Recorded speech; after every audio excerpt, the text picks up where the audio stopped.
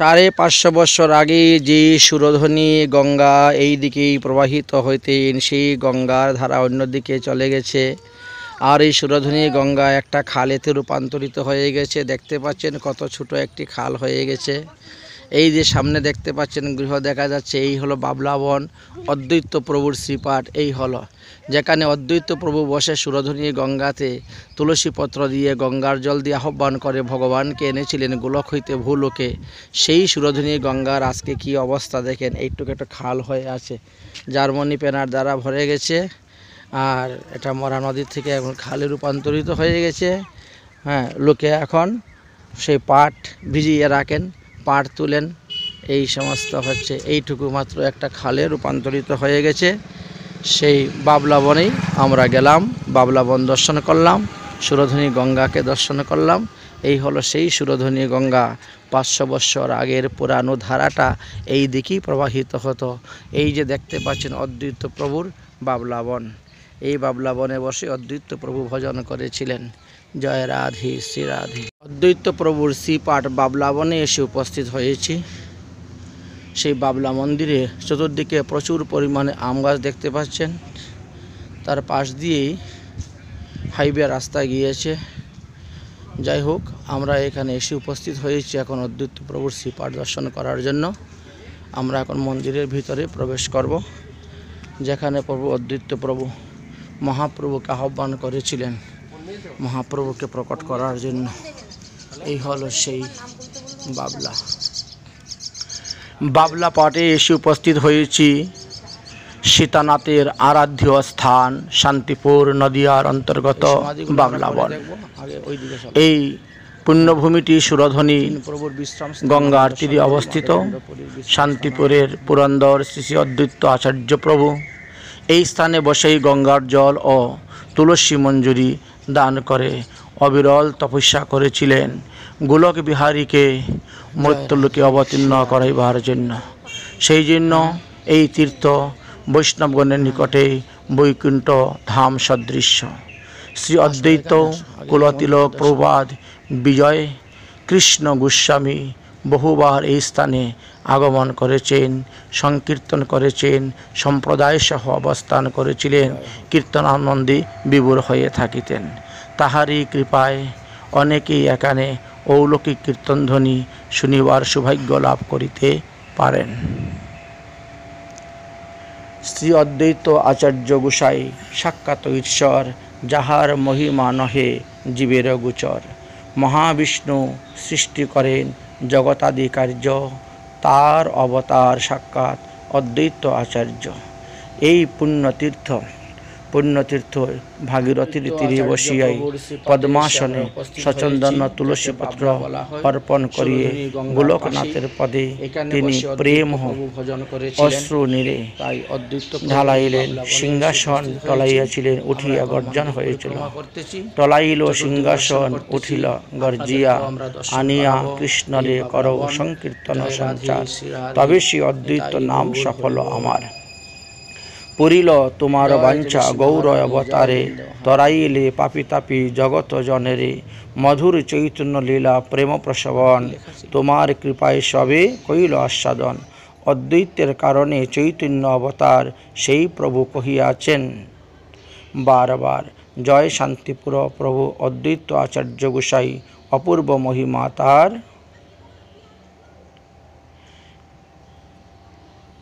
চিরদিনে পাই। শ্রীপ্রভু অদ্বৈত আচার্য প্রভুর আবির্ভাব স্থান আমরা দর্শন করতেছি। শ্রী অদ্বৈত আচার্য প্রভুর এই দিব্য স্থান আমরা আজকে দর্শন করলাম। জয় রাধে শ্রী রাধে, নিতাই হরি বল। জানা যায় যে অদ্বৈত আচার্য প্রভু 1355 খ্রিস্টাব্দে আবির্ভাব হয়েছিলেন।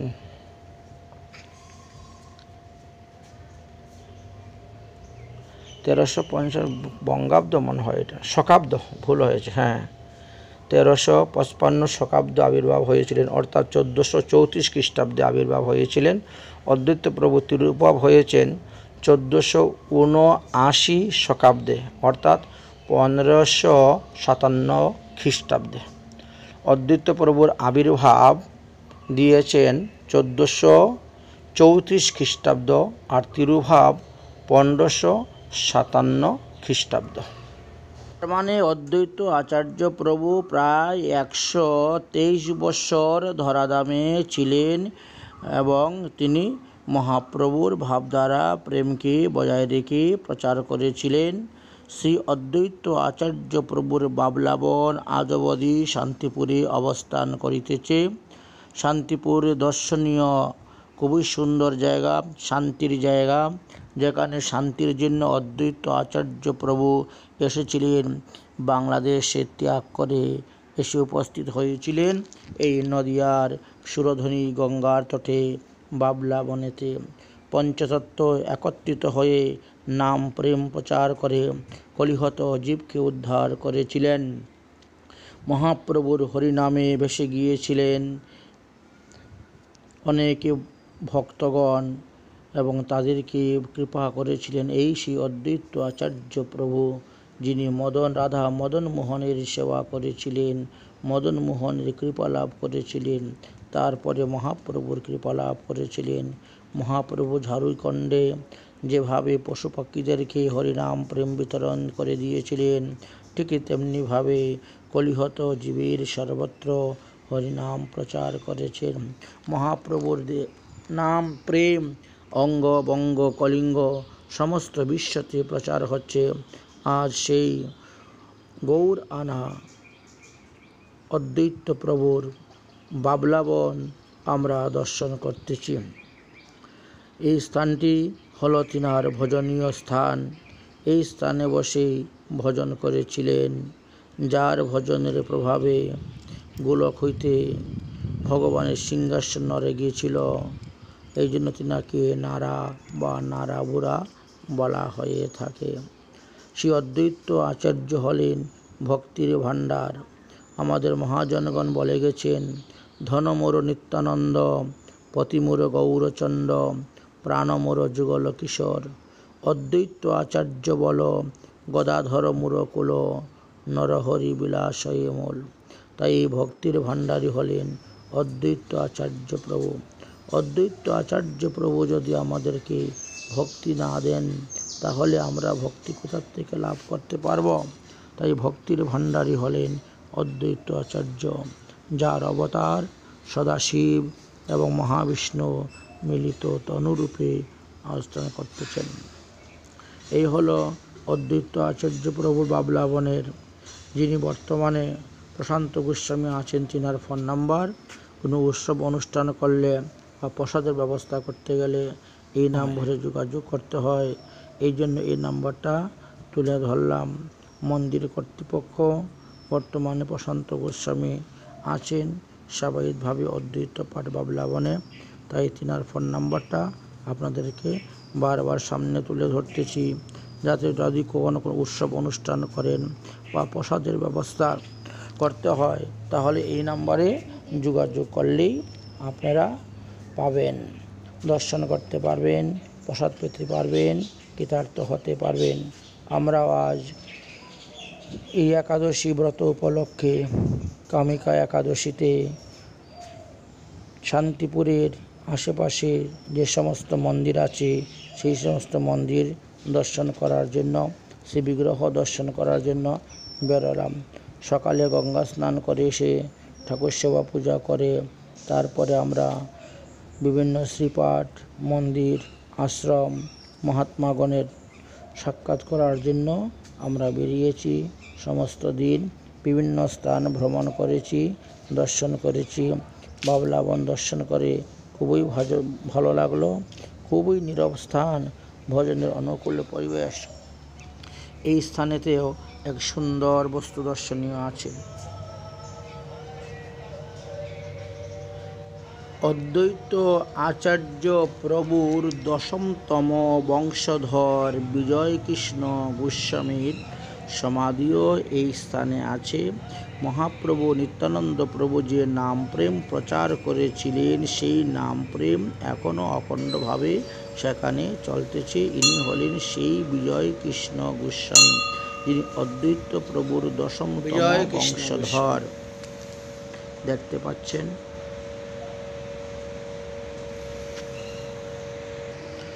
শ্রী বিজয়কৃষ্ণ গোস্বামী পাদ এই স্থানে অদ্বৈত প্রভুর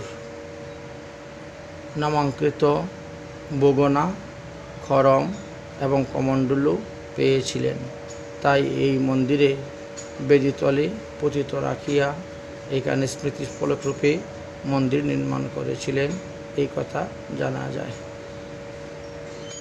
অদ্বৈত আচার্য প্রভুর ভজনীয় স্থল সিদ্ধপীঠ সেই বাবলা স্থানের চতুর্দিকে ভ্রমণ করে করে আমরা বিভিন্ন মন্দির, সমাধি, বিশ্রামস্থলী দর্শন করলাম এবং আপনাদেরকেও দর্শন করানোর জন্য প্রয়াস করলাম।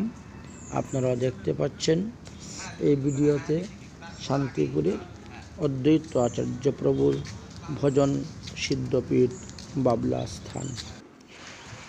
অতি সুন্দর রমণীয় স্থান, দর্শনীয় স্থান, তাই দর্শন করার মতন খুবই সুন্দর পরিবেশ।